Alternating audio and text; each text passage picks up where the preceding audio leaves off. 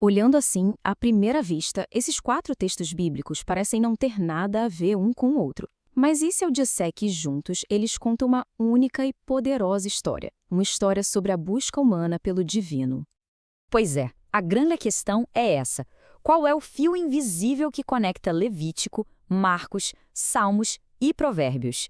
E mais importante ainda, o que essa conexão toda revela sobre a jornada espiritual ao longo dos tempos? Vamos mergulhar nessa investigação. A nossa jornada começa com uma pergunta bem fundamental: como é que o ser humano, imperfeito, consegue se conectar com o que é sagrado?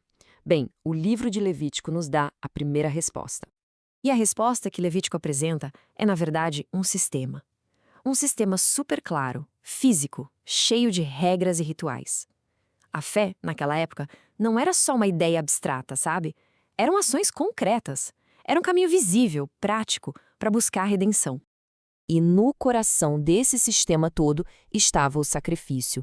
A crença era que, através dessas ofertas, todas bem regulamentadas, a conexão com o divino que tinha sido quebrada podia ser restaurada. Era basicamente a estrutura que sustentava a fé. E olha, tinha oferta para tudo. O holocausto servia para expiação, ou seja, para acertar as contas pelo pecado. A oferta de manjares era um jeito de dizer obrigado, de expressar devoção.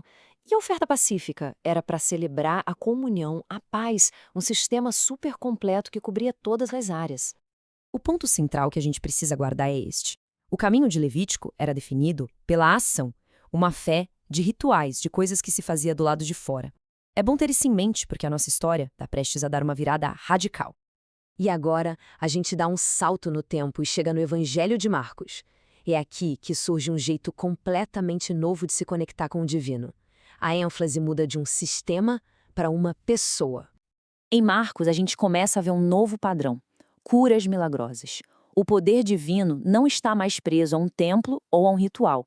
Agora ele anda pelas aldeias, entra nas casas e toca diretamente na vida e no sofrimento das pessoas. E aqui está o ponto de virada.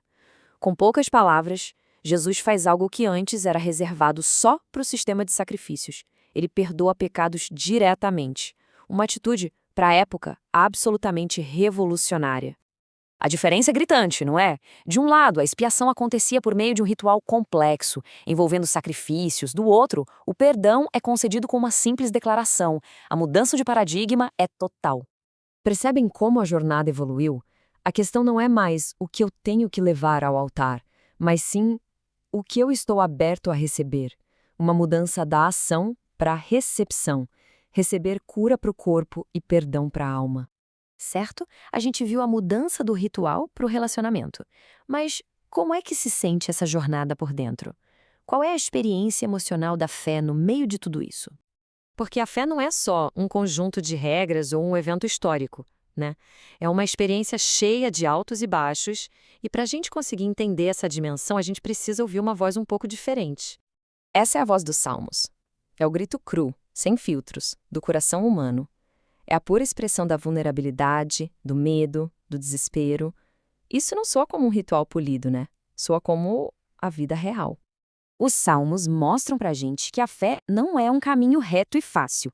Pelo contrário, envolve lutar, clamar no escuro e se confrontar com aquela sensação de injustiça que o mundo às vezes nos impõe. E toda essa luta interna nos leva finalmente ao nosso último texto. Porque a jornada emocional tão forte nos Salmos se transforma em uma escolha bem prática do dia a dia lá em Provérbios. Provérbios apresenta essa escolha como se fossem 2 convites. De um lado, a sabedoria te chama abertamente, oferecendo vida. Do outro, a insensatez sussurra no seu ouvido, prometendo prazeres secretos. E a verdade é que todo dia a gente ouve esses 2 chamados. E Provérbios é bem direto sobre as consequências, viu? O caminho que parece fácil, atraente, o da insensatez, é uma armadilha. Promete prazer, mas no fim leva à ruína, às profundezas da sepultura. Uma escolha diária, mas com um peso eterno. Então, vamos juntar tudo. Começamos com a fundação, com os rituais e a lei em Levítico. Passamos pela revolução da intervenção pessoal em Marcos. Mergulhamos na experiência interna da luta, lá nos Salmos. E chegamos na escolha diária da sabedoria em Provérbios. Essa, então, é a história que esses 4 textos nos contam. É a evolução de uma fé que sai do externo para o interno, que deixa de ser sobre regras e passa a ser sobre relacionamento, sobre luta e sobre a realidade de uma escolha diária. E tudo isso nos leva a uma reflexão final. Se essa é a trajetória da fé que a gente viu, do ritual à cura, a luta interna e a escolha diária, em que ponto desse caminho nós estamos hoje? O que, afinal, define a jornada espiritual de cada um?